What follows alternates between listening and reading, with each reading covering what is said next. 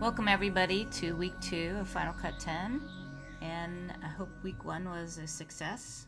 You got the software and the book and the ebook or whatever you're using, and that everything's working. So this week is lesson 2, importing media, and I'm going to follow along on my ebook and tell you the highlights of the chapter. First of all, let me show you how the software works. It'll be kind of a review from last week. We have the libraries, which are the 4 stars here. Then under libraries, there's a bunch of files. So there's event files, which basically they're folders with clips in them. The other thing in these event folders are a project. So for example, if I double click a project, it shows up down here below. So you're going to learn how to create libraries, events, and projects. And it's mostly up here in the file menu, so you can go new library, and they also have open library, and then so once you open a library, you can import folders into here, and it creates events, and you can create a project file. There they are, project, library, event. So they're all here. So the thing is to understand what they are. So the library is the total package of everything you're going to do, which is great because you can share that with other people. And inside the library, this used to be called bins, but now they're called events. So they're just folders with all your clips in them. You can organize them how you want. I like to have events that say things like interviews, B-roll, music, graphics, those type of things, so that I can find them later. If I have actors, I'll have maybe their name and clips of those actors. So it just depends on what you're working on. Also, I was excited to read your discussion boards. A lot of you are in businesses that are requiring something about creating videos for your business. And so you'll definitely be able to do that here pretty quick. So starting lesson 2, it starts out with, says section 2.1, clip containers. And so what it talks about is clips and events. And so this is what I was just talking about. And it talks about the library. So if you read that, it'll tell you the library is the largest container in Final Cut Pro, and that clips are basically folders that you choose the names of so that you don't have to go digging around for files all the time. So in exercise 2.1.1, it talks about creating a library. So I'll just kind of start over and do this. So it's following the book. It says file a new library, which is the way I do it. File a new library. And they said call it lifted. So I'm going to do lifted 1 because I already have lifted on mine. Lifted 1. Save. There it is. There's my empty library, and it's got today's date ready to accept some new files in there. By the way, if I want to get rid of anything I'm showing up here, I can right click and I can go close library. And what that does, it'll free up some RAM on your computer, so you can always do that. Just close library. So like on this old lifted, I could go close library and then it'll disappear. It's still in my hard drive though. So now when you created a library, notice where it's going. So you have to tell it where to go. I have it in this folder called hard drive 2. You should probably have it on an external drive. So I have an external drive on my computer. I could go in here and navigate to that drive, which is which I can't find right now. It's over here, my book. So I could change the location there to my book and then save it, and it'll go into that. So let me do that right now. Lifted 1, save. So this lifted 1 is in a different location, and if I hover my mouse over it, it tells me where it is. It says it's in my book, volumes my book, where this other one I have is in desktop hard drive 2. So you can see the difference.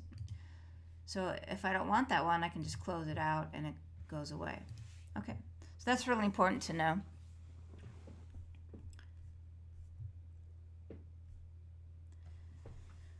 Okay, so the next part, number 4, they go over the closed library like I just said, and it says there that you will have improved hardware performance if you close your extra libraries, which is true. Now it says you can rename an event. So this is our first folder. It says 829.14. So I can click on it. Let me show you how I do that. Click on it once. If you start double clicking, it might open things. So just click on it once and wait a second. We're going to rename it GoPro. So now I've got a folder ready to receive files called GoPro. So let's go to the next section, exercise 2.1.2, preparing to import camera source files. And a lot of times you're going to be importing from an SD card or from something else. And I'll have to see if I think I have these on my Macintosh. Now one way to look, I have a thing called a shortcut that gets rid of my desktop, but let me just show you where that stuff is. In System Preferences, on my mouse, first of all, I've got right-clicking set up. So I can right-click on my mouse. The other thing I have is hot corners, which is just something I like to do. Some people like it, some people hate it. I forgot where it was. Let's see. Probably here on desktop. I forgot where it was, so now I can't find it. But what it does is when you put your mouse up there, that goes away. But if you're trying to find something in the background and you can't see it, you can also hit Command H and it hides the software. It's still down there and it's still open. You can open it right back up just by clicking on your dock. So here we see Command H in the book, and then it talks about finding the GoPro SD card 1 file. So if you downloaded the files from the book, from the DVD, or from the online software, you'll have a bunch of files. And I have all of my files in my computer as well. So let me find them.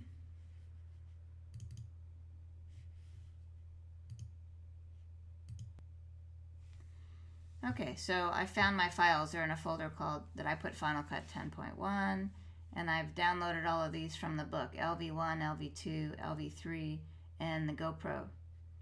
So inside of those, I actually have zip files because I put them on my Google Drive for you in case you don't have them. They have a bunch of folders in there, so they're nested folders. So here's the first one, LV1, LV import 5D7D, which is the camera, and here's all the movie files from that. There's movies, audio, and iPhone files. So each of these have a bunch of files in it. Sound effects has a helicopter. LV2 has aerial shots. And LV3 says extras, some green screen multicam, and some other movie files to sync as B-roll, or they'll probably sync as multicam. So the only big one is this LV1 that has most of the footage for this class. Okay, so in the book it talks about importing the media and the GoPro footage, and so I'm going to move on to, it says double click on the GoPro file to see it, and then in a moment we'll see it on the desktop. So the GoPro file, you have to actually mount it onto your desktop. So what you have to do is see if I still have mine zipped, it looks like, so I'll double click it.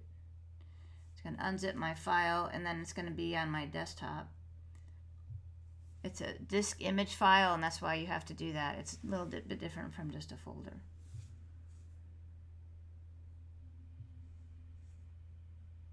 Okay, so there's my disk image. If I click it, it's going to end up showing up on my desktop somewhere. So there it is, right up there. And here's all the footage from it. Okay. So I can import this into my project now, and so that's what we're gonna move on to lesson 2.2, reference 2.2, and talk about the media input window. So the media import window has a sidebar, so it tells you what's available, what devices are available for saving, what's available for importing. The browser here in the viewer. So the browser has footage that you can skim through. Now, if you're having any trouble with this, it's probably because you don't have enough RAM. I have 16 gigabytes in mine. When I get unlazy, I'll get 32, but it's working for now. So you can see all the footage in there. So I can import any of this stuff. I can even pick in and out points. So I can pick in and out points. I can even drag that selection around. If I hit X, it selects the whole thing. So those are important keys to know, I, O, and X for this program. Makes it easy. So you can always select on the Mac by hitting, there's either two ways to do it, either Shift that selects everything you want, or you can use the Command key to select files that aren't next to each other. So either Shift or Command, and that's true with any Mac program, not just this one. So that's just a standard thing. So if I wanted to import them all, I could hit Shift like this, select them all, and hit Import All. That's usually what I do. And it's going to ask me what event I'm adding it to. Well, I just made one called GoPro, so I can do that. Lifted one GoPro. And then here's a whole dialog menu that we're going to go through next. But let me just tell you what it is. Copying to the library means you're going to copy your files into that library. They may be on another hard drive. I usually do that because if things get messed up in my computer, at least my library is in one place to back up. Create optimized media means you're going to create high quality copies of the media. Usually I have that unchecked. It depends if you need high quality, if you're doing like color grading or something. Find people, we'll go over that in a little bit, but it looks for clips that contain people and it makes folders for you for that. And I usually keep all of this unchecked, the video and audio. I analyze that later. If you do it during import, it just kind of takes longer. So go ahead and import. So there's my lifted one. You can see in my GoPro now I have all the footage in there. So it's that easy. Now there's a blue box that says codecs, frame rate, aspect what. That is part of this lesson just before exercise 2.2.1. And that's important to know what you're importing. So it could be a picture, or it could be a movie, or it could be sound. And so you should know what you're importing, and you can always look over here and see what you're importing. All the information is there. Okay, so now we're going to talk about camera archives. This is something that's it's a way to save your card, and then you can create a digital copy of your card, so you can reuse your card. So in the GoPro software, before I even import it, I can create an archive of it. There's a thing down here, and it'll just save it onto whatever drive you tell it to. So if I could save that GoPro footage, just have create, and it'll create a archive of that footage, so I can save it on different drives for my clients or whatever. So look at my book, that's where I'm saving the stuff as. So it looks like a little film canister. So you can save that file all over the place, 3 different places if you want for safety. That's something I do with all my client work. I have them buy a drive, and I have drives, and I've got it on my computer. So I've got 3 backups because I don't want to lose their footage. And I do reuse my card, so I'm not going to have my card available. So that's what that looks like. You can see my project there as well, which is the entire library folder. If I double click it, see what happens. I think it just opened up my stuff. I think if I right click it, you can open show package contents. There we go. So in here I've got my current saved version of my event, and then the library settings. So that's by right clicking. So that's what that looks like. Okay. So, and then if I'm done with my GoPro, I can eject it just like ejecting any other disk. So it's a pretty simple import setup here. The main thing I can tell you about what I found is make sure you know how to find stuff. A lot of times you have to go to your name. Like for me, it'd be Rena Wall with a little house next to it. And then I can find other files on my desktop or something. So, or I can find my movies folder and my pictures. So if you're not finding things, go to the file with the little home on it and you'll find it. That's your user file. And let's see, all this stuff is just desktop desktop stuff for me. So, all right, close that out. So I've got lifted one, and I've got all this GoPro footage now. So we know how to create an archive, which is exercise 2.2.1. You can read that through. And how to do that, and it says why you should create an archive and where to store your stuff, so we talked about that. Reference 2.3 is about importing source media from a camera. And we pretty much just went through all that with the GoPro. You can import from Firewire, which isn't as common, but any SD cards, P2 cards, Sony cards, whatever you need. Then right here they threw in a thing right in the middle of the chapter about the command editor. It's under this file on top, file, and then goes to commands. If I could find it here. I don't use this very much, so I think it's even probably changed places. Let's see.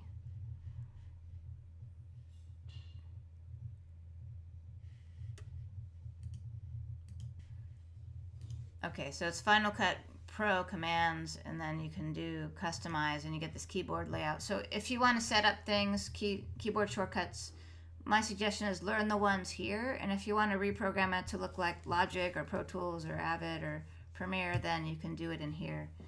I'm not going to go through it now, but there's a search thing, and you can just type the key in and then reprogram the keys so they're all there. Again, I don't use that very much. All right, so section 2.3, we're going to go over the difference between the film strip preview and what I call the graphic preview. So down here in the dashboard, actually there's like a dark gray and a light gray. So in the dark gray one, it says film strip and it says list view. So you can look at your clips in two different ways. And I'll tell you how I use it. If I have a director or an editor sitting next to me or somebody that's picking shots, I use this film strip view so you can say, hey, what shot do you want to use? A lot of times if I'm just picking shots myself, I'm sitting here, I use a list view because it's easy for me to go through them. So you can go back and forth, doesn't really matter. Now how do I look at these things? Right now I'm using my mouse to skim, but I can use the J, K, and L keys. So if I hit K, let me go over here. If I have to actually click in the window, get that one active. See if I can make my thing. Okay. So if I want to play this clip, I can skim through it and hit the space bar. I can also hit the L key, which is also play.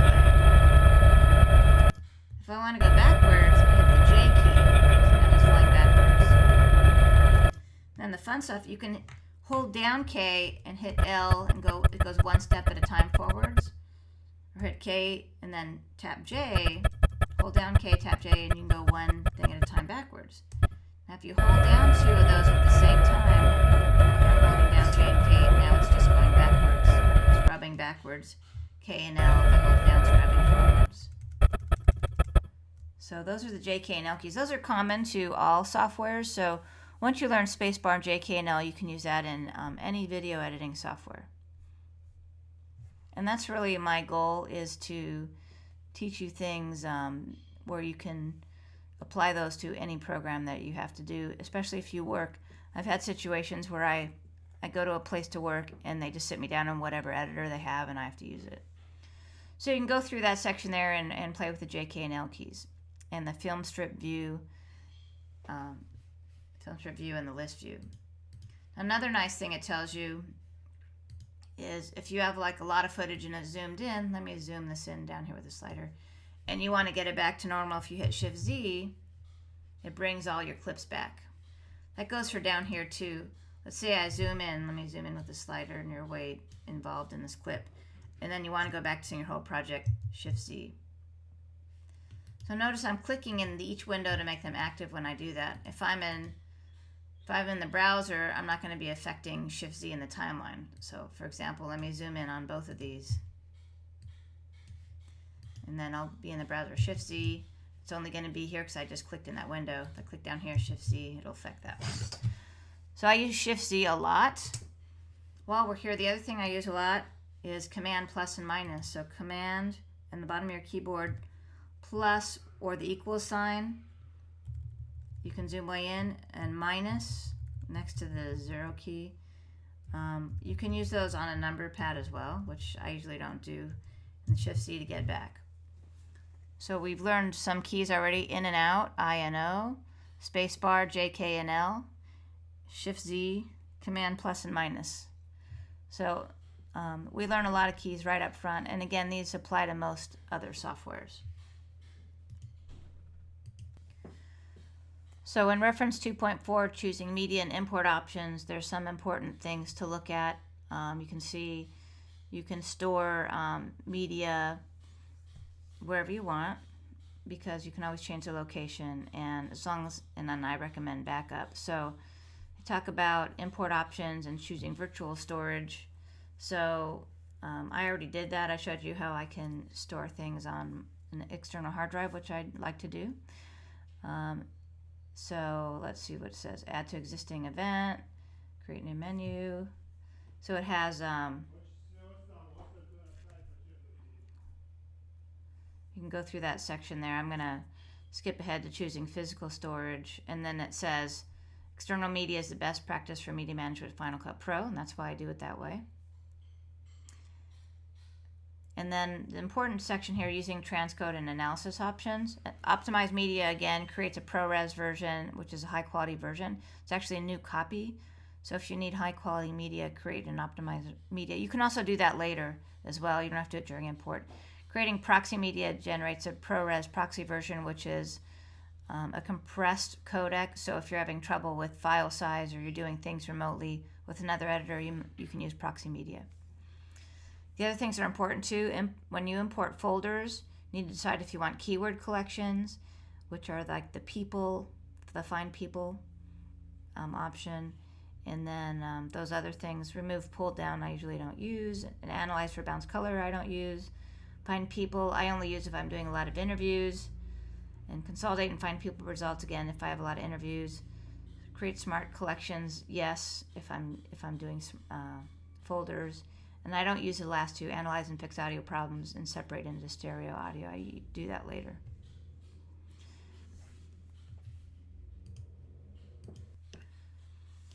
So there's an important thing in the next section that talks about missing files. So let's say you brought something in and you didn't copy the material over. What's going to happen if you delete that off your hard drive? You're going to get a missing file icon. So that's usually not good. So you don't want to delete stuff off your hard drive and then try to reopen the file. You're going to get an error like that. And it talks about the options there. Leave file in place means it didn't copy it to the library. So that's why I always copy those files over. So if I'll show you file. If I do import again media,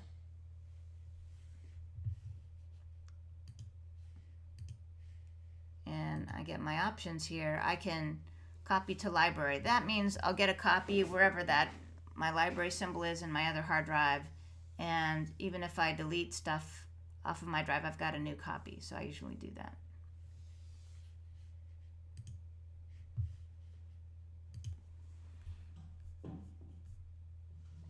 Okay, moving on to importing existing files from a volume. We're going to import our first files into there, and we're going to import the one called LV import folder. So if I go to lifted one, and then I can do that. There's a couple ways you can do it. You can drag the entire folder into there, which is something I do a lot, or you can just import the folder using the import button. So file, import media, and I have to locate my files. So for me, it's on my hard drive, and I'm going to go to my users, users, me, and I had it on hard drive 2, so I can sort here. I'm going to hit my name, so they're in alphabetical order. Let's see if I can find this.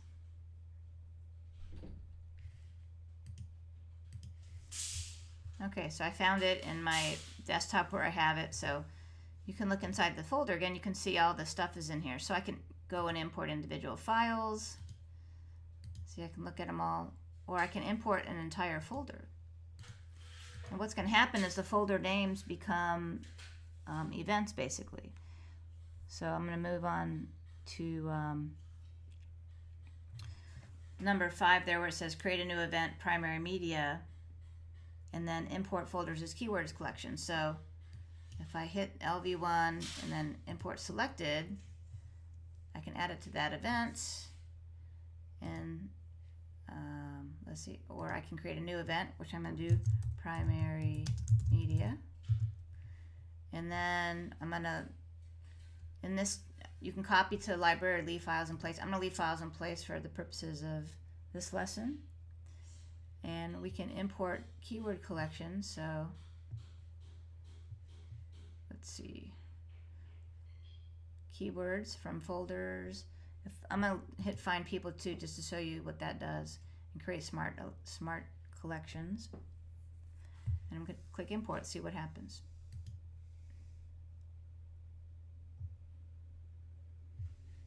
Okay, so let's first of all see where it is. Okay, so I've got Prime Media, and I've got all these folders that came up: the audio, the iPhone. I'm going to make this a little bigger. There. So what I have is an event called Primary Media, then I've got keyword collections. So all of the footage is under primary media. Let me show you. So that all the footage is here. But it's also divided up into the folders it pulled from my hard drive. So if I just want to look at the 5D footage, here's 9390, for example. But if I look at the entire event, 9390 is still there. So this contains all the footage. This subdivides it up into keyword collections, which were the names of my folders. So here's audio, Tears of Joy, Tears of Joy short. Let me show you what that sounds like.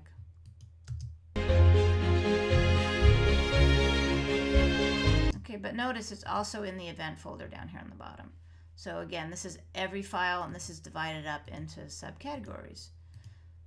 So it's pretty cool, because what it did is it took my folder and everything in there became a folder, its own folder, when I click the parent folder. So what I would recommend is try to select different folders and predict what it's going to import, and then you can look at it and see if it did what you thought. That's how I learned the software.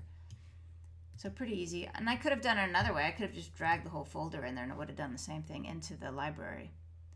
So if I did that, see if it'll do it again. If I do this entire LV1, if I drag it to lifted, it only let me drag it to an event. So if I create a new event, I could just drag it in there, or for example, drag it down here. Yeah, looks like it has to be here to let me do it in here. Lifted.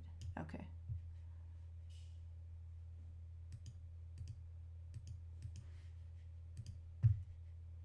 I'm always playing with it to see what it'll do.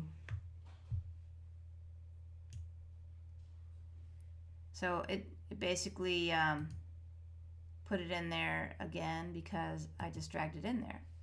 So if I don't like what I did, I can just should be able to do an undo. Let's see, Control Z, let's see if it gets rid of it. No. All right, so I've got all my footage in there twice. No, I've got, yeah, my GoPro and everything, and I've got it all in there twice. So if I want to get rid of one, I can right click, move event to trash. I'll just do that.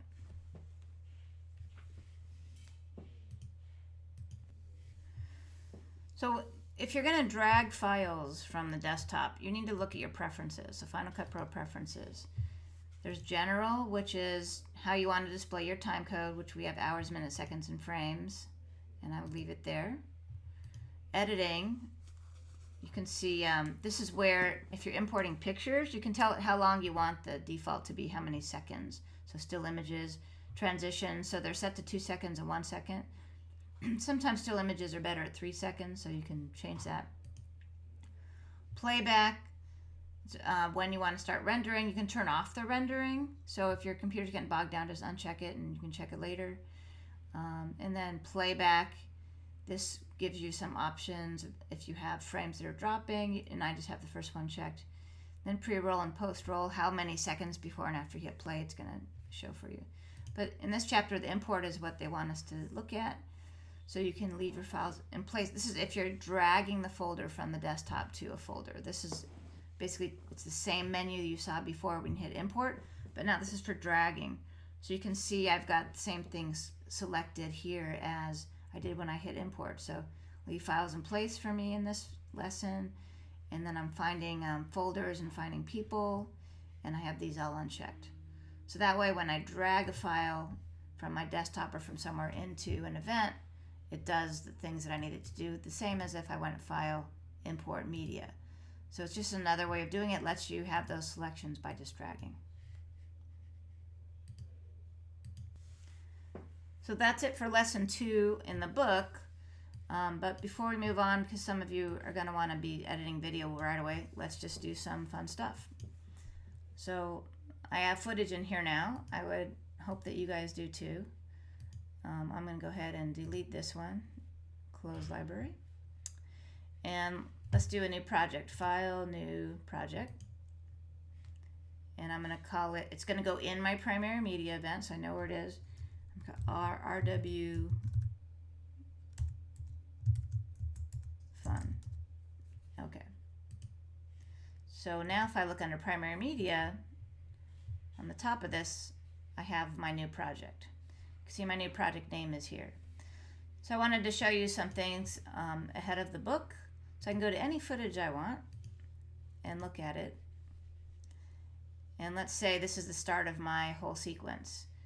So I'm going to hit in where I want to start, and then out where I'm done. And I'm going to hit E. E is for append, A-P-P-E-N-D. I think of it as end, or go to the end of the previous clip, and I'll show you why. I'll do another clip here. Here's a helicopter coming in. I'll slide my mouse over where it's coming in the shot. I and O. Hit E. It goes right to the end of it. And let me do a third one. Here's the inside shot, so I'm coming in on his hand. I and O and hit E. Now let me hit Shift-Z down here so you can see my three clips. What's cool about this is, first of all, clips go to the end, but if you don't like the order, it's magnetic. You just move it, let it bump over, and there it goes. Move it, let it bump over, there it goes. You can create gap clips, I'll show you that later, so you can create black in between, but it automatically creates a magnet so that you don't have gaps by accident. So let's say during this part I wanted something else showing. It's going to always show the top layer unless you change the opacity, but let's say in the middle of that I wanted to flip to a scene in the desert. I, O, and let's say I want to put it up here, I'm going to hit Q. Let me make it shorter. Just going to drag it over a little bit. So what this does is it gives you what's called B-roll. So now I can see my helicopter flying to a cactus and go back to the flying shot. So I can do as many layers as I want. In fact, with the audio, I remember I saw some audio somewhere, so I'll go to my primary media and find it. Go back to the beginning of my thing. I'm going to hit my home key, click the audio, and then just put it in there. I'm going to hit Q. Audio gets stuck on the bottom. You can move it, but that's the default. So now I've got audio.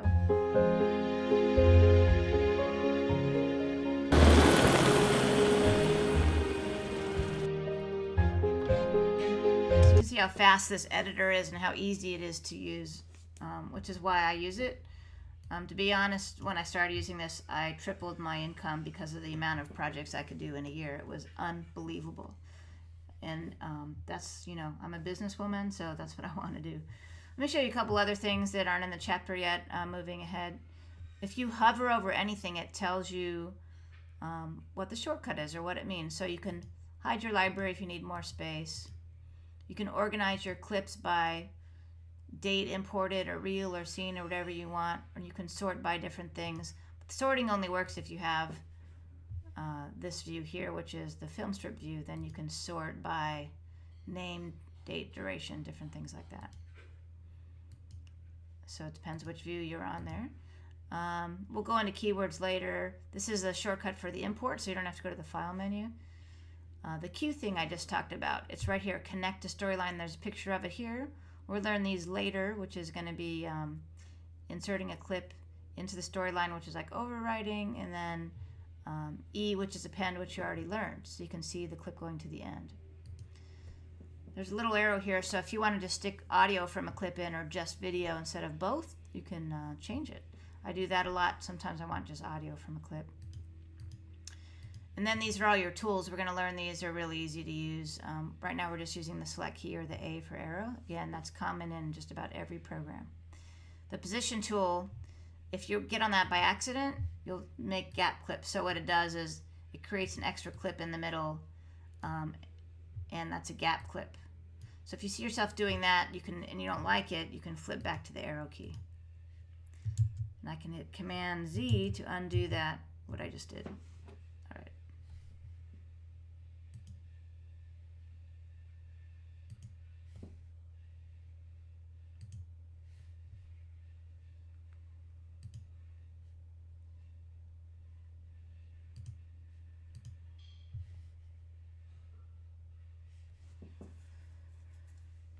The other thing I want to show you is it'd be fun to start looking at the other parts of the dashboard, which are color, speed, effects, the photo and music browser, transitions, text, generators, themes, and the inspector and the share menus. So we'll be learning all those as well, but that's all we're going to do for week 2. Good luck, everybody.